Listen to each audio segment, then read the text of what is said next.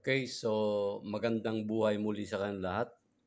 So we're going to discuss the part 3 about the rewinding of 4 poles, 24 slots, 20 volts spin motor. So gagawin natin yung pitch coil layout. So pag sinabing pitch coil layout, yun ang number of slots para sa yung stator natin. So dahil ito ay 24 slots, so meron tayong slots na hanggang 24.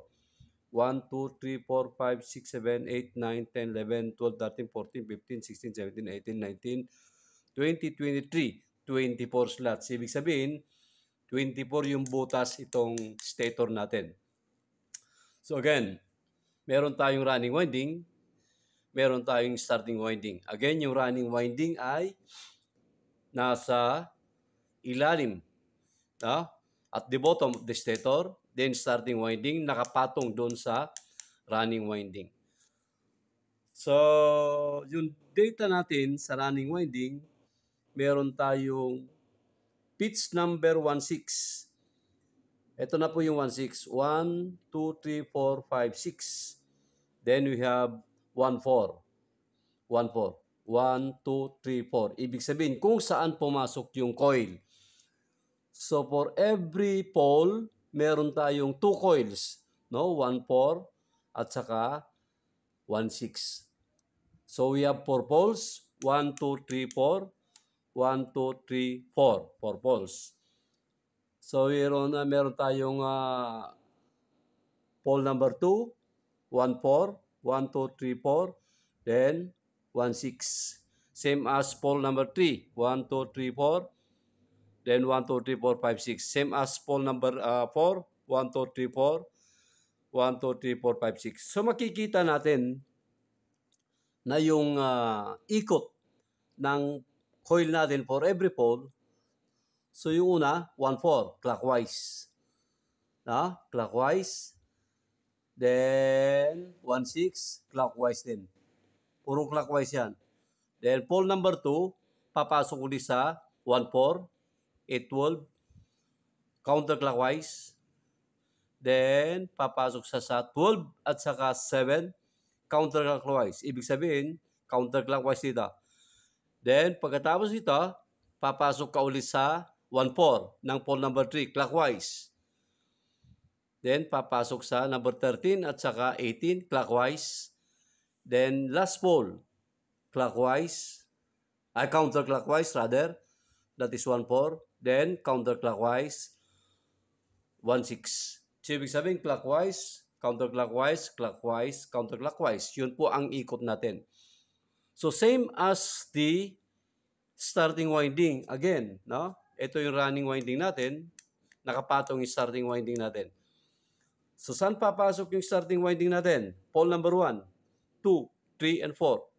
So, ganun din, starting winding. Pitch number 16 saka 14. Ganun din. 14, 16. 14, 16. 14, 16. Then overlap. Ito, 14. Ito yung 14. 1, 2, 3, 4. Then 16. 1, 2, 3. 1, 2, 3.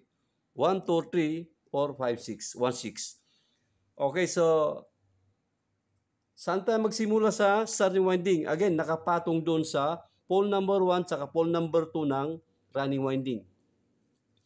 Ito po. So, halimbawa, ito yung pole number 1. Yun. Then, we have the pole number 2. So, nakapatong ngayon yung pole number 1 ng starting winding. Ito ngayon.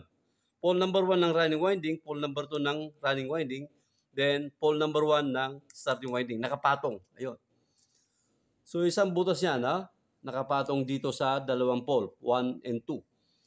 So, pole number 1 ng starting winding, clockwise. Again, clockwise. Puro clockwise ang bihinin natin. Clockwise. 1, 4, 1, 6, clockwise. Then, pole number 2, 1, 4, counterclockwise. Then, 1, 6, counterclockwise. Then, papasok ulit doon sa 1, 4, clockwise. Then, 1, 6, clockwise. Then, papasok sa 1, 4, counterclockwise. Ayun ang dutong, overlap. Pag bidugtong natin yan, pinagdugtong natin yan, magsama yung pole na yan. Clockwise, ay counterclockwise rather, then counterclockwise. So ayan po ang tinatawag natin na pitch coil layout. So dapat alam natin tong pitch coil layout dahil once na alam natin yan, pwede na natin ilagay yung ginawa natin windings dito sa stator. Okay, again pole number 1. Halimbawa ito, 1, 2, 3, 4. Ito, 2 coils per pole. 1, 2, 1, 2, 1, 2, 1, 2. So clockwise, counterclockwise, clockwise, counterclockwise. Starting winding. Ito, 1, 2, 3, 4. Pole number 1. Clockwise, pole number 2, counterclockwise, pole number 3, clockwise, pole number 4, counterclockwise. So, ayan po. No? So, again, ito yung pitch coil layout. Then, we have the block diagram. Makikita nyo yung block diagram, connection of poles, running winding and starting winding. So, saan tayo nagsisimula? Saan tayo nagsisimula? Okay, dito sa running winding. So, makikita running winding kasi nasa ilalim yan, no? So, papasok tayo sa slots number 2 at saka 5. Ayun, no? Nakasulat. Clockwise.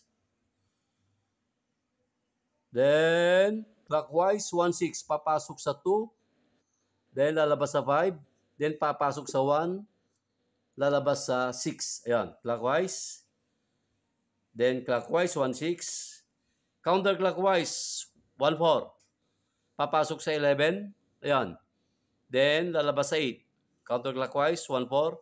Basta magsimula sa 1, 4. Counterclockwise, 1, 4. Then, 12, 7. Then, ending.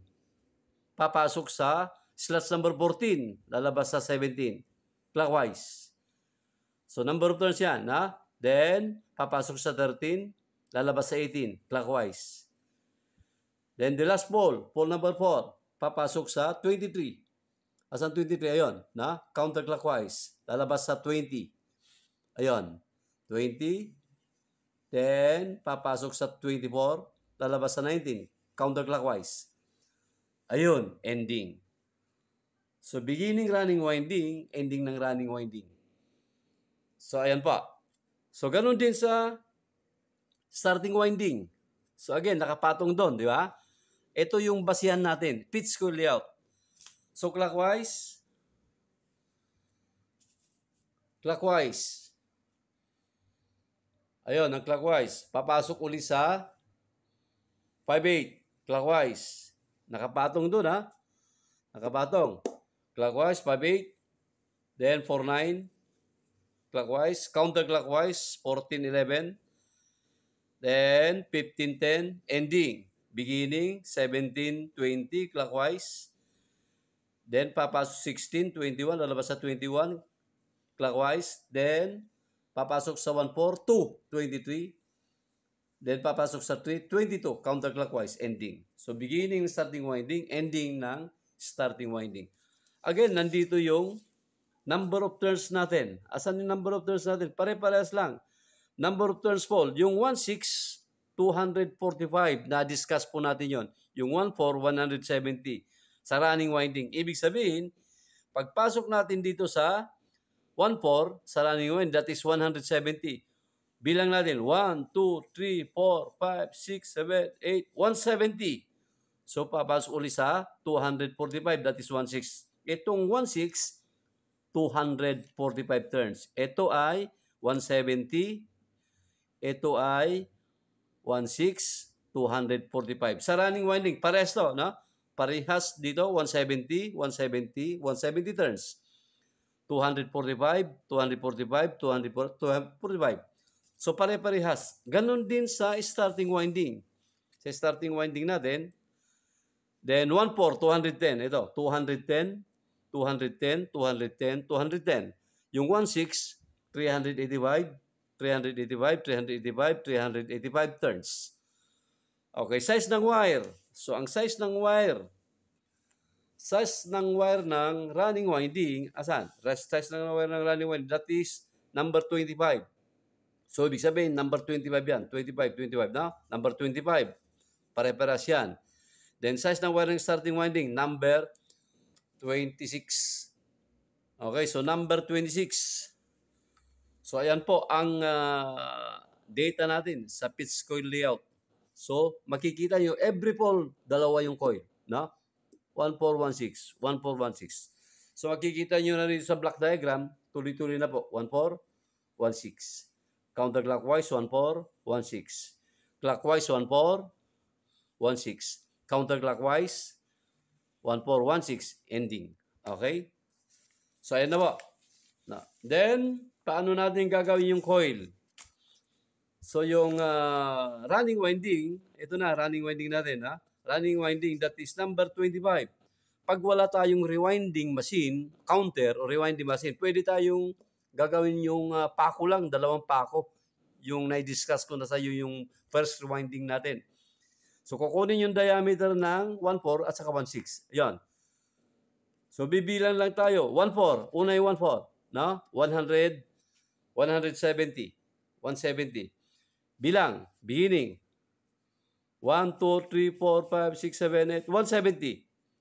Okay? Ganon din sa 1.6. No?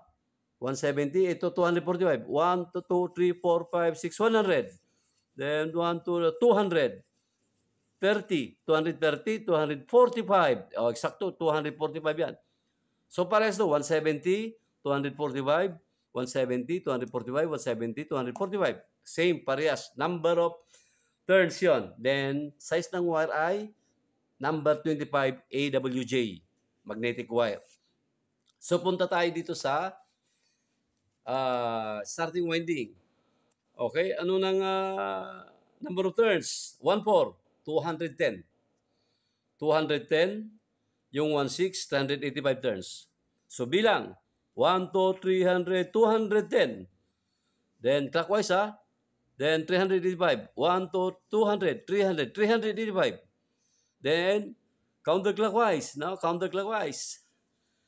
210. Then, 385. Counterclockwise. Then, 210. Clockwise. Then, 385. Then, 210. Counterclockwise. Then, 385. Counterclockwise. So, ibig sabihin, clockwise, counterclockwise, clockwise, counterclockwise.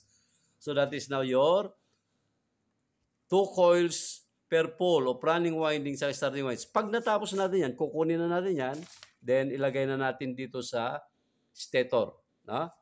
Yung ginawa natin pole. So again, sa makikita natin, so ayun po ang part 3 ng rewinding of 4 poles, 24 slots, 200 volt spin motor. So, importante po ito. Ito yung pinaka-importante, yung pitch coil layout para malaman natin kung saan natin lalagay dito sa stator ng motor natin. Okay, again, sana meron tayong natutunan ulit. Hintayin na lang natin yung part 4 ng running winding ng single phase motor. So again, maraming salamat po sa kanilang lahat and God bless us all.